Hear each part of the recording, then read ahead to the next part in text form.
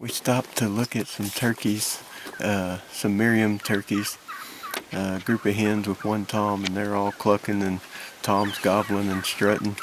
And then while we're watching them, Buddy pointed out that there's a bull up the canyon, and sure enough, looked at him. He's a nice bull.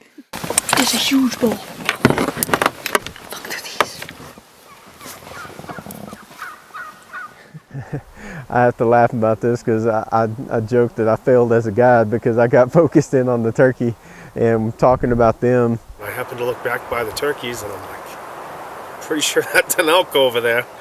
And I put my binoculars on it, and sure enough, that's what we were looking for, was a lone bull. Those older mature bulls are off by themselves this time of year. He was grazing away from us, thankfully. He never saw us or anything. At first glance, all I could tell, I couldn't tell tine lengths, but main beams were way above the backs, and I knew he had to have 50-inch main beams. And he looked at it, and he had no doubt in his eyes. He looked back, he goes, let's go get him, you know. And the truck was actually shut off, so he slipped it neutral, so he didn't, spook anything. We rolled down to the hill. What a guide I am. You ready to make a stalk on this? That's a nice bull. Bull was probably out there 600, 700 yards from us when we first spotted him. So we were able to get geared up and make a stalk up that small draw.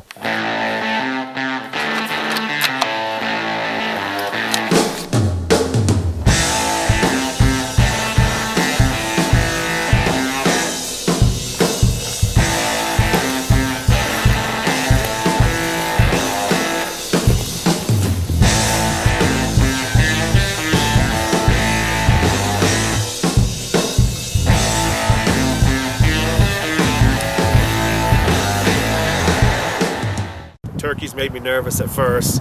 They started coming across the draw and they started running. I was just, geez, I hope they don't spook the elk. And then they ended up coming right in front of us and gave us like the best, cover, noise and everything else. That bull never picked his head up. He never knew we were there. We got within about 215 yards of him. Bull went back to where his back end was facing us, and we didn't have a shot, and I just kind of sat there whispering to him, watching the bull, saying, let's just wait till he turns broadside. And I was afraid he might walk off, but he finally, at about 220 yards, he started to turn back broadside again, gave us a 1/4 and away shot, which is, in my book, the best shot you could take.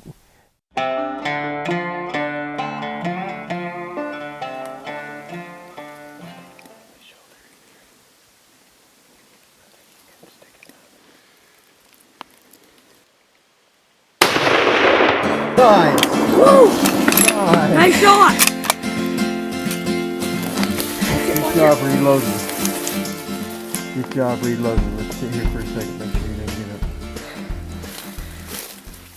He caught his breath, took the shot, put it right behind the shoulder, right up into the heart. Not too many times have I seen a bull just drop on the spot, and he made a perfect shot. I think wow, what a bull.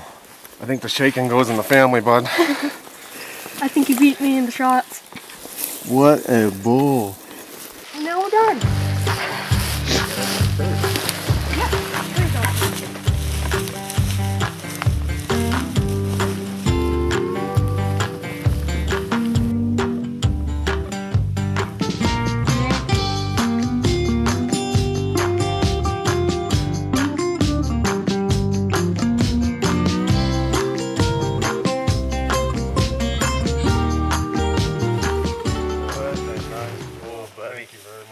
Yeah, I'm kind of disbelief right now.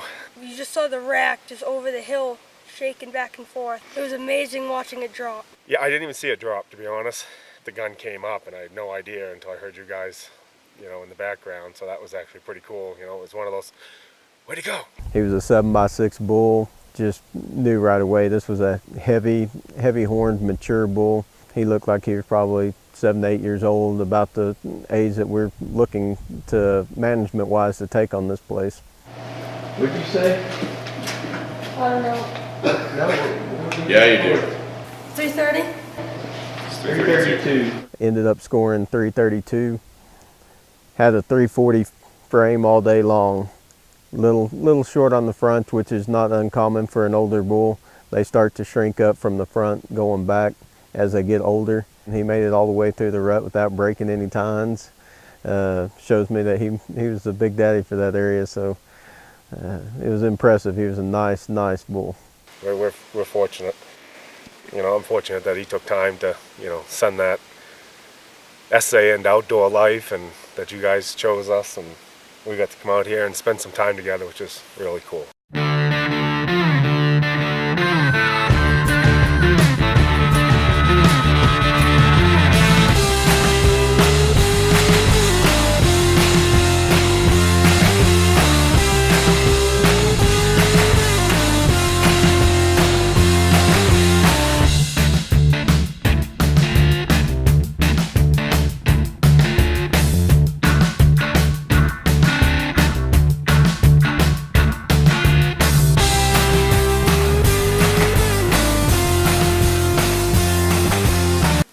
I'll go grab the truck.